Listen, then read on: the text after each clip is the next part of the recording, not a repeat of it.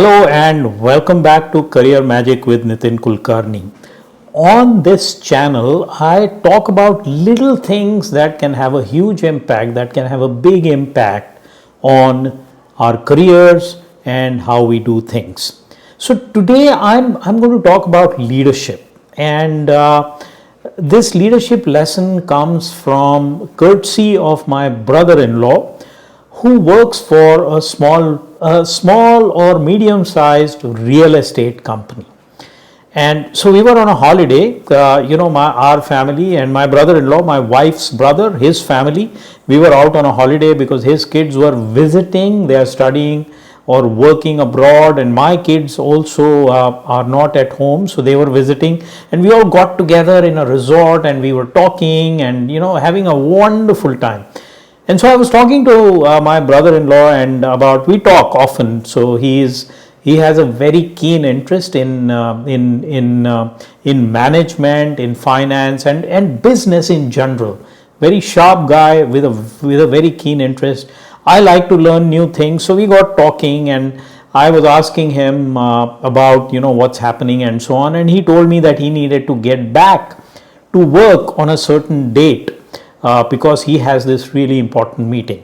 So this company is launching a new project so my brother-in-law's company is launching a new project in the city that I live in, which is Pune.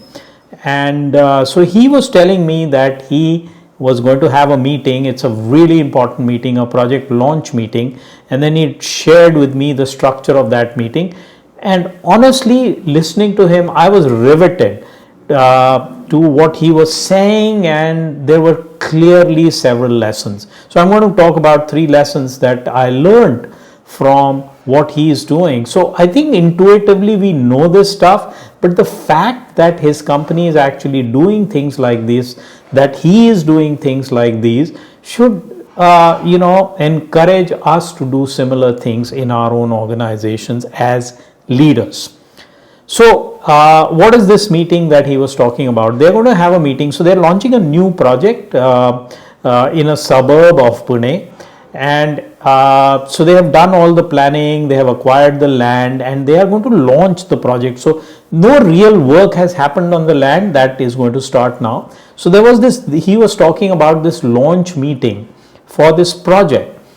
And then I asked him, what do you do in this meeting and why do you do this? He said, so far we have done all of the planning, we have done the designing. So there are so many agencies involved in a real estate project.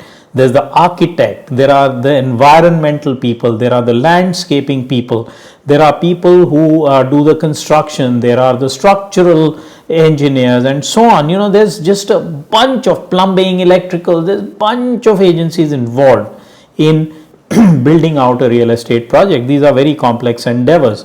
And so what he told me was that they were going to have a meeting where all of these people were going to sync up before launch. And so the structure of this meeting was, what he shared with me was that initially, so they were all of these agencies were going to get together face to face in one place. And then what he was going to do was he was going to lay out. So he heads this region. And so he was overall going to lay out the lay of the land and what is going on around it and what were some of the conditions for the environmental clearance, etc. So the big picture thing he is going to lay out in this meeting. And one of his directors is also one of the senior officers of the company, is going to be part of this meeting. And what he is going to do is he is going to talk about the value system of the company. So he's going to talk about, okay, what is important to the company? How does the company believe in treating customers? How does the company believe in keeping its commitments? These are our core values, and therefore, what do those core values mean when we are implementing a project of this sort? And therefore, what are the behaviors and mindsets we should practice as we get into this project launch? And right after that, as per the structure of the meeting, each one of the agencies would talk about what they were planning to do, so that any conflicts, any issues would would get surfaced in this meeting get dealt with, and so that there is some refactoring, correction, redesign, etc. done before even the first foundation stone is laid. So I said, wow, for a company of your size to do something like this is really wonderful. And there are three things that I think come out of this. What are those three things that come out of this meeting? One, the first thing that comes out of this meeting is that as a leader, you are not responsible for telling people everything that they need to do, but you are responsible for setting the high level picture, setting the objectives on what you want to do, and then letting people figure it out. That is what my brother-in-law was doing. He was telling them that this is the lay of the land, these are the constraints, these are the objectives, and we are going to work within these objectives. Now you guys come in and figure it out on what needs to be done, what are the issues, and how you need to work together to make this happen. So getting the whole team involved at inception. And so that's a leader's job. The second very interesting thing that comes out of this for me is that as a leader, you are responsible for the team process.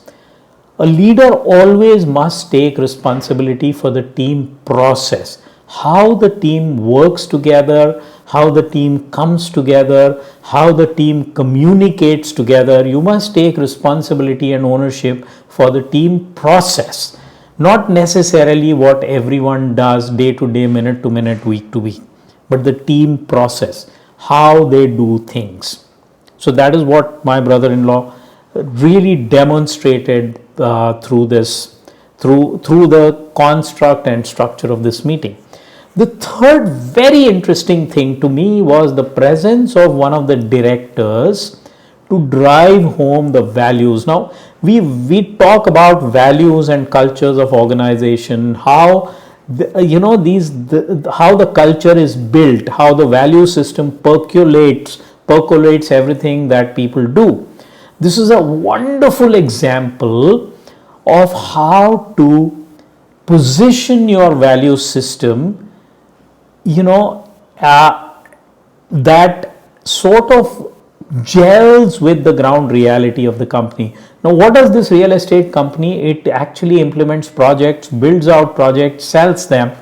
And here is this managing director of the company or one of the directors of the company coming in and saying, hey guys, we are launching this new project. It's a big occasion. Let's keep in mind what our core values are.